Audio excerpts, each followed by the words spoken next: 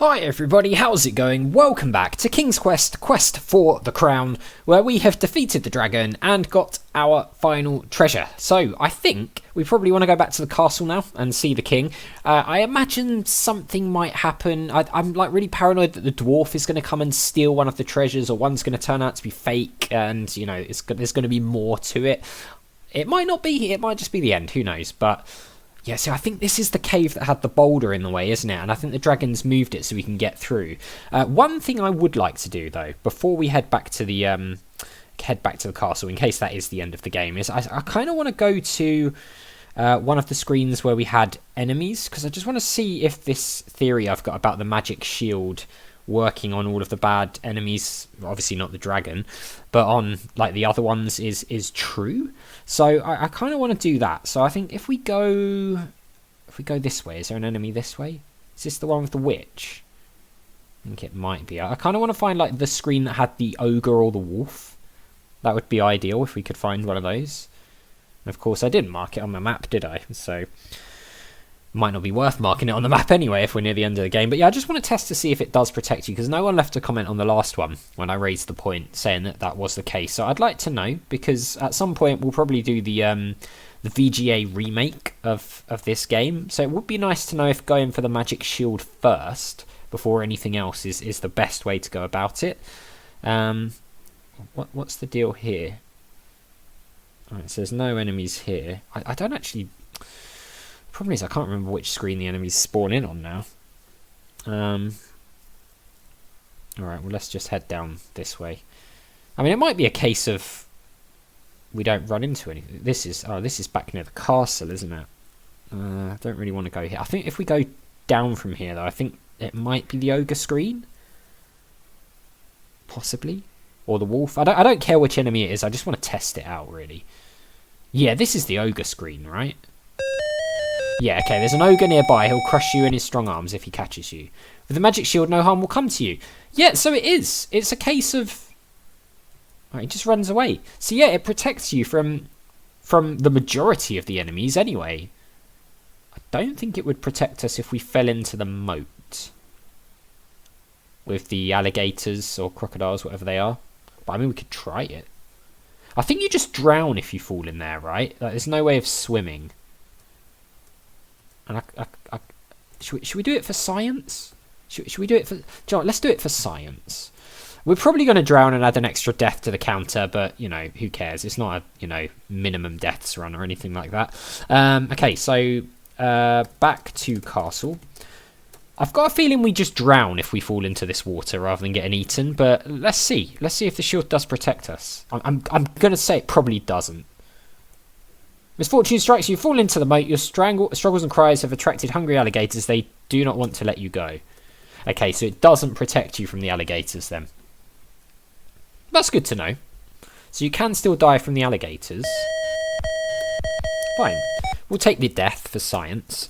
Right, let's head into the castle. So yeah, it seems like if you're playing this game and you know where items are, the magic shield is the one to go for first, because then it's just going to protect you from, you know, the witch, the ogre, I'm guessing the wolf as well. What else did we run into along the way? I can't even remember.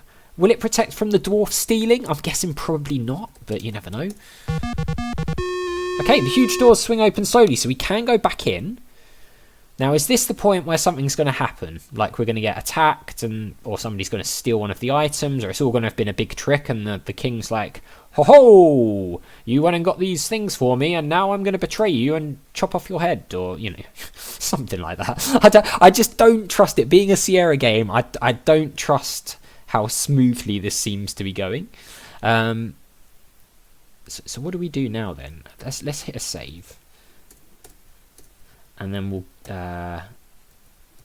bow. No, not bown. Bow.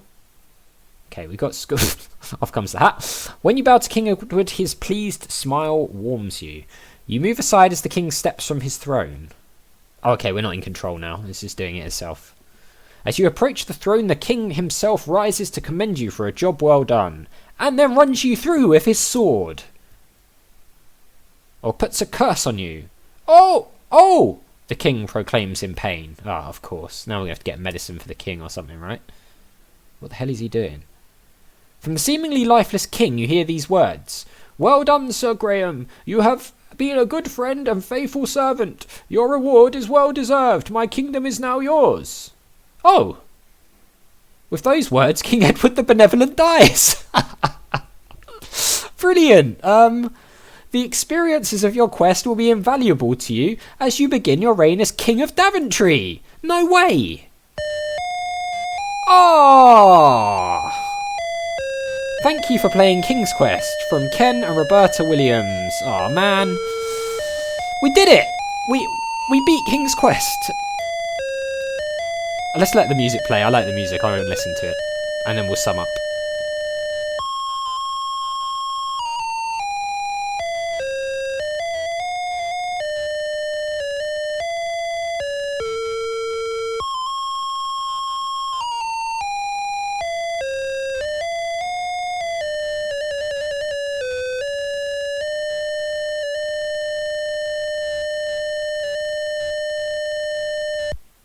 Brilliant. That was really good.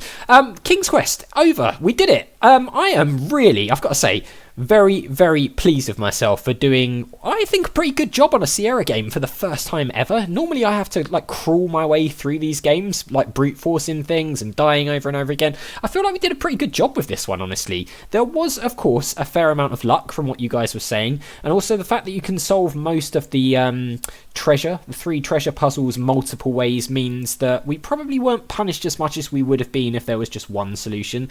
Puzzles were pretty, you know, I wouldn't say straightforward, but there wasn't anything too difficult apart from the name thing with the gnome's name. That's brutal, but there was a way around it by using the key, so I don't mind too much.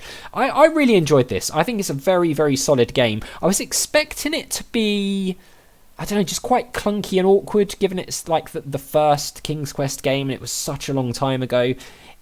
I've had a lot of fun playing it, honestly. I would actually go as far as to say that I've had more fun playing this than I have done a number of AAA games recently. Not necessarily adventure games, just, you know, AAA games in general. It's just fun. It's enjoyable. The deaths are funny. The plot is good. The enemies are great. I like that there's RNG both good and bad. So you can get the fairy that gives you like a magic spell that I guess protects you, and you can get the magic ring as well, which gives you invisibility. We didn't use that, so I'm guessing that's something you can actually get earlier and use that to maybe protect yourself, as like, because it said that it lasts once, right? So maybe you can use that for something that we didn't use. There were a lot of items actually that we gathered and didn't really use, but that's good. It adds replayability, which obviously back then especially replayability was a huge thing in games, and it's a shame that it's not really a thing now. You know, a lot of games that come out now, you play it once, you're done, you move on to something else. These games, you know, when we were all growing up, were something that you played for months and months, if not years, over and over and over again. So there's plenty of that in this. It's really good. I like it. I'm excited to see what happens in King's Quest 2, which we will of course be jumping straight into. I don't know if it's a direct sequel where we play as now King Graham, or whether it's set in the same world. Maybe it's set years later. I don't really know. I'm excited to find out. But I've really, really enjoyed this, and I've loved reading through all of your comments as well that you guys have been leaving me. It seems like everyone's had a really good time with this, which is, you know, what I was hoping for really from it. So we'll be jumping into King's Quest 2 in the next episode. I believe this will be going out on Saturday, so Tuesday will be the first episode of King's Quest 2. Really looking forward to that. I've heard it's a bit tougher than this one, so don't expect my luck that I've had quite a bit of in this game to carry on for that one, but we shall see. So as always, thank you very much for watching. A big thank you to my patrons: Arcades Games, Wayne Nate, Paul from the Phantom Fellows, Lyle, Hobo, Numinous, Kumadim, Paulie Ohms, Flossie the Sheep, JohnCon555, Chrissy, Paul James, Adventure Game Geek, and Megan, and I'll see you next time for King's Quest 2.